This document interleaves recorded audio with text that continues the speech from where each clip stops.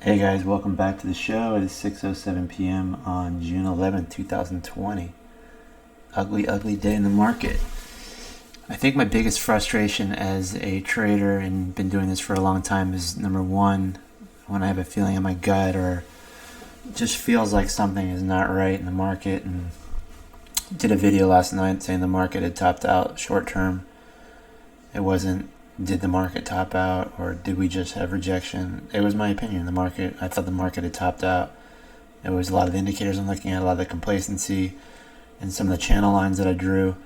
And then just discussing how things like on the QQQ, where everybody gravitate towards, sometimes the top can actually be a false breakout to like new all-time highs, right? And usually that's what everybody just comes rushing in. And then you have, once everybody's in, including the retail investor, it's not a good sign. The put to call ratios were way too bullish. So all these things that we talked about the last few days, just didn't really know when. In the last week or so we've been talking about this, we just didn't know when it would happen. But yesterday, just watching the action during the day, I felt like last night when I did the video that the market had topped out. The problem is when I come in short and I'm long TVIX and I'm long SQQQ, I know how powerful this market can reverse, so I tend to exit too early. But that seems to be my biggest gripe with myself, is even as a seasoned trader, I tend to pull the trigger too quickly in more ways than one.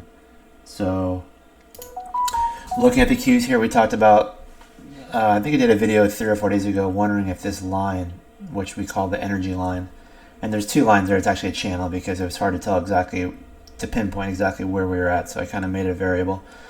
But I talked about how this was a transitionary line on energy, where the S&P 500 got below this line and wanted to pull back above it. And if you couldn't get 5 days under there, the trend would continue in the opposite direction, meaning that, you know, if we zoom in here, which I'm not going to do right now because it kind of skews the charts, but if you zoom in here and you see we get 2 days under, then it'd fire back over, 2 days and then it'd fire over, 3 days and it'd fire over, 4 days and then bam, right back over again. And we said maybe this transitionary line is actually going to be the high in the market. Then you had the blow off in the election. And this is almost like an artificial move we talked about. So we didn't want to use a lot of charting up here for Fibonacci's, etc. But when we broke down in the market on COVID, we bounced right there initially. And then we opened up right on that line and then pulled back. We put a wick through it and then opened above it again and then failed. So I thought that line was pretty important. And we talked about, I wonder if that line is going to be the top of the market over the next few weeks. And we talked about that, I don't know, a week or so ago. And there's some good things I liked about today and some bad things. The good thing I liked is that you probably washed a lot of people out of the market. A lot of these guys, like, you know, the guy from Barstool Sports saying this day trading thing is the easiest thing he's ever done. Just buy and things go up forever. And right there I was like, oh boy. When you hear stuff like that and you have people asking you, you know, hey, I want to get into the market, and they've never even been interested in the stock market in their life, and you start to think this is not good. Don't know when it's going to happen, but it's not a good sign.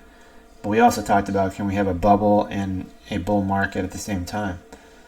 And the third thing we talked about was the chameleon aspects of this market, where it had all the aspects of a market that had put in a low, high volume, you know, tons of fear out there, highest level of volatility you've ever seen.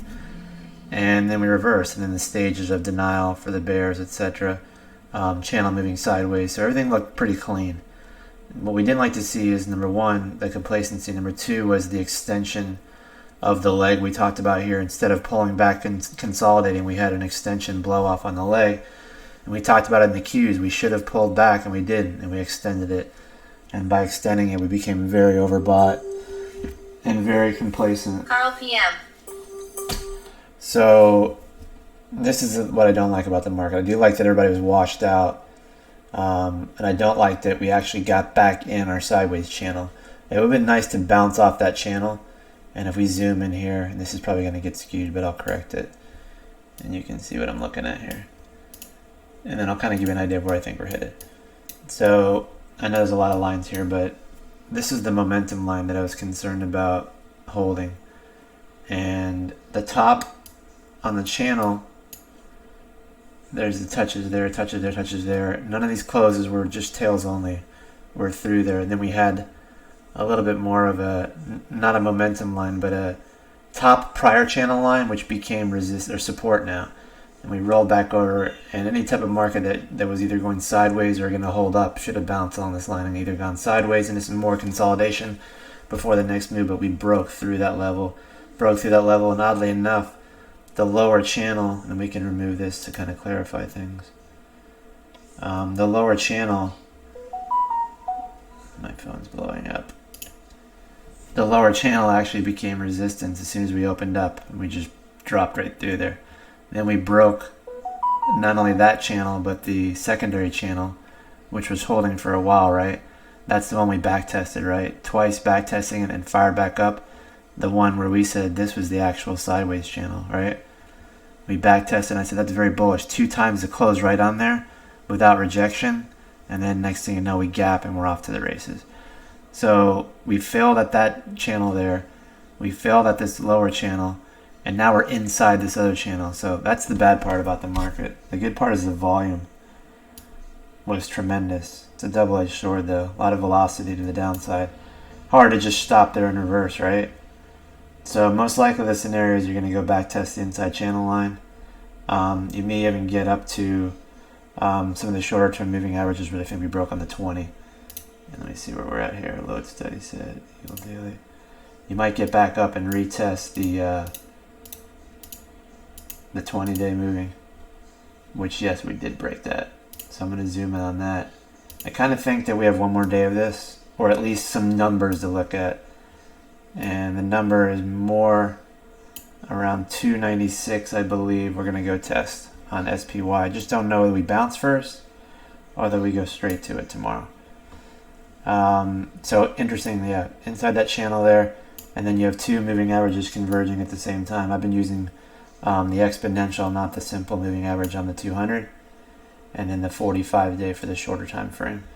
So there's going to be a lot of layers of support in this area right here, and we should get down to around 296 on SPY, which is 5 handles from here, I guess you'd say, or depending on how you look at it, on SPY versus S&P 500.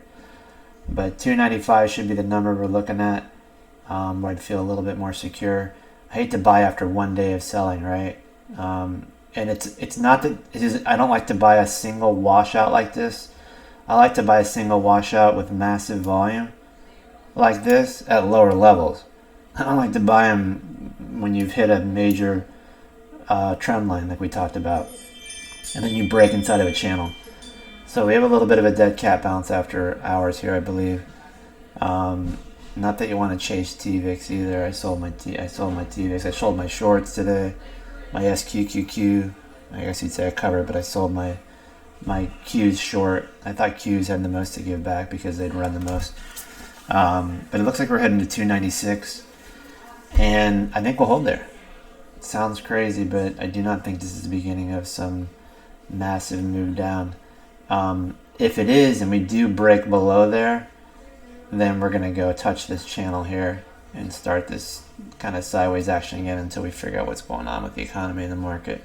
What I don't like is we're coming into an election period now. Things haven't been going so good politically. That was more of my concern later in the year. I thought that would be an issue. And it's coming a little bit earlier than I expected. So although I did say the market had topped last night, I did not expect the massive move we saw today. I thought we'd have a definite pullback to the trend line here. I did not think that would be actually the high of the day. So no buy and hold action unless we get 296. If we bounce and you say, wow, we missed it, we could have bought in, then we'll be looking for areas to short, because now we have a good area of not only psychological resistance on the upside, but all the things we talked about.